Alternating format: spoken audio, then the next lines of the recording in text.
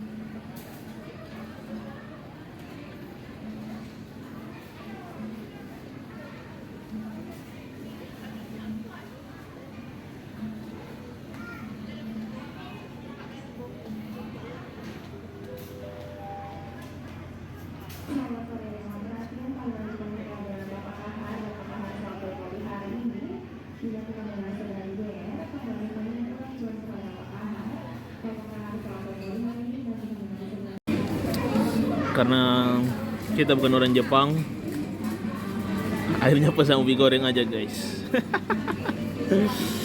Terima kasih yang sudah nonton live proses pembuatan sushinya di Lotte Mart. Jadi rekomendasi banget buat kalian yang jalan-jalan ke mall, mau nyari tempat makan santai bareng keluarga. Lotte Mart recommended banget guys, banyak banget pilihan menu-menunya. Jadi tempatnya makin besar dan luas di belakang, sampai di seberang sana. Oke, segitu dulu videonya. Jangan lupa like, share, subscribe. Terima kasih. Wassalamualaikum warahmatullahi wabarakatuh. Ubi goreng mau kita cok.